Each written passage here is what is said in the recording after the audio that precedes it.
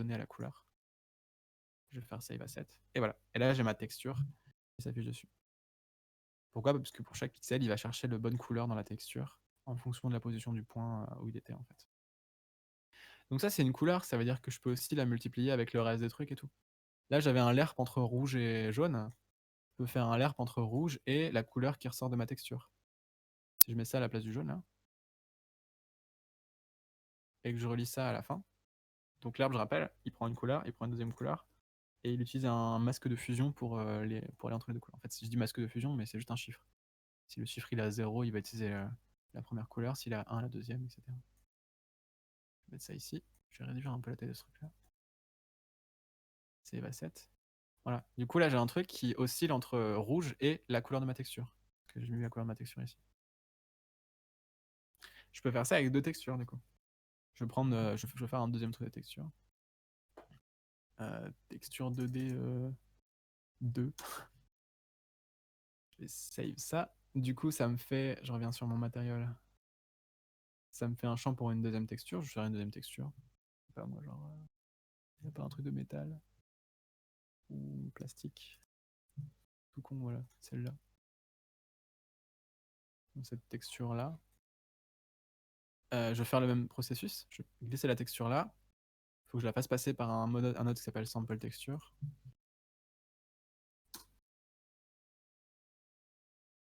Je la glisse ici. Il va se servir de la position des UV et il va me renvoyer une couleur. Et je peux utiliser ça pour la couleur A de mon lerp en fait.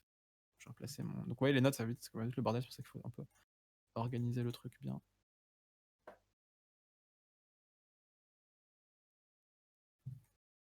Voilà. Donc là, j'ai deux textures. Je vais mettre ça en petit. Voilà, nickel. Là, j'ai deux textures. Et pour interpoler entre les deux, j'utilise un masque de fusion, mais ce masque de fusion, il est animé avec le temps, ici. Je fais Save Asset. Voilà. Donc là, j'ai un truc qui est aussi entre deux textures. Ça peut servir. Bon, là, ça n'a aucun intérêt parce que c'est du bois et du métal, mais imaginez, il y a plein de trucs que je peux faire avec ça. Je sais pas, moi, il y a un écran de télé à un moment avec une texture et il y a censé y avoir deux informations qui clignotent. Bah, je peux les faire clignoter avec ça. Si pour revenir au truc de la lave, j'ai une texture de lave et une autre texture, bah, le fait d'interpoler entre les deux comme ça peut faire comme si la lave elle bougeait un petit peu en fait. Je peux faire plein de trucs comme ça en fait. Il y a énormément d'exemples comme ça où il y a deux textures qui interpolent entre les deux, entre elles comme ça. On peut sur des questions. Toujours pas. Yes, du coup déjà ça. Qu'est-ce que je voulais dire d'autre? Ah ouais, truc cool du coup. La texture qui est là, je vais la mettre en exemple ici. Je la mets dans la preview, ça veut pas dire qu'elle sera utilisée à la fin, mais. C'est quoi, c'était Wood? C'était pas celui-là, mais. Ah, ça va faire l'affaire. Je vais quand même mettre. C'était quoi? Je vais quand même mettre exactement la même. Juste pour d'avoir. OBS Albedo.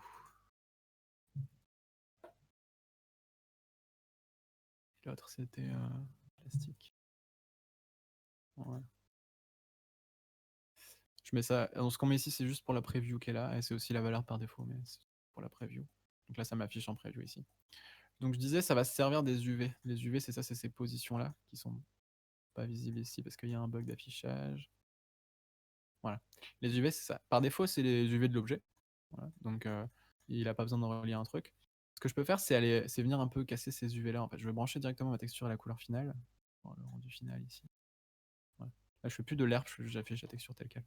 Elle est aussi branchée à ça, mais ça, c'est branché à rien, donc on s'en fout. Mais ouais, de base, ça sert des UV de l'objet. Ce que je peux faire, c'est reprendre les UV dans un node. Il y a un node qui s'appelle UV. Voilà. Donc ça, c'est les UV de l'objet. Alors, il affiche ces couleurs-là parce qu'en fait, en X, il met la variante rouge, en Y, il met la variante verte. Du coup, ça nous crée cette espèce de dégradé chelou-là. Mais on n'a pas besoin de l'afficher. C'est juste les positions en UV. Si je branche ça ici, j'ai absolument rien changé. Là, j'ai juste repris les positions de l'objet, je les ai mis là, et il y avait déjà ça fou en fait. Par contre, ce que je peux faire, c'est venir pirater un peu ce truc-là et brancher d'autres choses, c'est-à-dire décaler les UV de quelque chose, etc., etc. En fait. Je vais créer un node qui s'appelle Tiling and Offset. En fait, ce node-là, ce qu'il fait, c'est qu'il ajoute des valeurs aux UV. Et vous allez voir, si je vais sur mes UV, là, je vais reprendre mon exemple ici.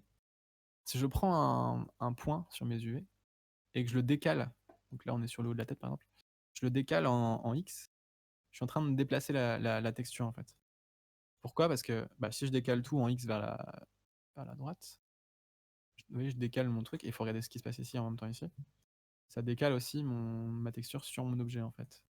Pourquoi? Parce que le point qui était là, maintenant il se retrouve là, et en fait tu vois la texture défiler dans l'objet. Alors qu'en fait je fais juste que déplacer ça.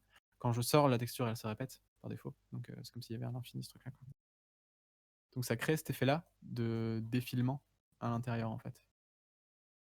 La texture elle défile à l'intérieur du truc. Pourquoi? Parce que je décale juste la position des points avec lequel il se sert enfin, dans lequel il se sert pour choisir le pixel en question quoi. Donc si je le bouge, ça fait ça. Si je le bouge en Y, ça le décale mais dans l'autre sens. Si je le bouge dans les deux sens, ça fait la même chose quoi. Et si je le scale, donc ça c'est si je multiplie les points entre eux, si je scale ce truc là, ça agrandit ou diminue la texture intérieure. Pourquoi? Parce que bah, une même zone, elle se retrouve dans une zone plus petite ici, donc on a l'impression que ça zoome. Et c'est pareil, si je fais ça, on a l'impression que ça dézoome. Ça rajoute, on voit de plus en plus la texture, et il y a une face suffit à afficher de plus en plus d'éléments en fait. Donc ces éléments-là, ça c'est le tiling, on appelle ça. Et l'offset, c'est le fait de décaler le truc. Décaler les UV comme ça en fait. Donc là, ce qu'il fait, c'est juste il prend la position de l'UV, il lui ajoute quelque chose en X, et il lui ajoute quelque chose en Y. Et pareil, pour le multiplier, enfin pour le scale, il le multiplie. Du coup, on peut venir faire ce truc-là. C'est-à-dire que si je bouge le X là, par exemple, ça fait ce que je disais là tout à l'heure. C'est celui-là, pardon. Ça décale la texture intérieure. En plus, ça se répète là, du coup, on la voit bouger comme ça. Et si je fais un Y, ça la décale comme ça. Et du coup, vous voyez peut-être déjà où je veux en venir, c'est que là, je peux mettre un slider, mais je peux aussi mettre le temps, comme je faisais tout à l'heure en fait. Si je fais un vecteur 2, ça me permet de séparer la composante X et Y ici. Voilà. Là, j'ai fait ça, ça n'a absolument rien changé, parce que maintenant, je peux changer les X ici et les Y là. Et je peux brancher des trucs séparés dessus. En fait. Je peux brancher en X le temps. Je vais mettre le temps là. Time. En X. Et du coup, bah, il ajoute constamment 1, 2, 3, 4, 448, 449, 50. Le temps, c'est ça, c'est la seconde à laquelle on en est là, actuellement, là, depuis le lancement de l'éditeur et le lancement du jeu. Donc là, j'ajoute ça au temps, et comme la texture elle se répète, bah, mon truc il peut aller à l'infini comme ça. La texture elle continue de se répéter tout droit quoi. Et du coup là, je fais save, hop, j'ai une texture animée. Ça y est, j'ai un truc qui bouge comme ça à l'intérieur de mon objet quoi. Je peux faire la même chose en Y. Si je le mets que en Y, ça fait il bouge que de haut en bas comme ça. Si je le mets dans les deux, bah il fait le même mouvement dans les deux trucs quoi. Et voilà, il bouge comme ça.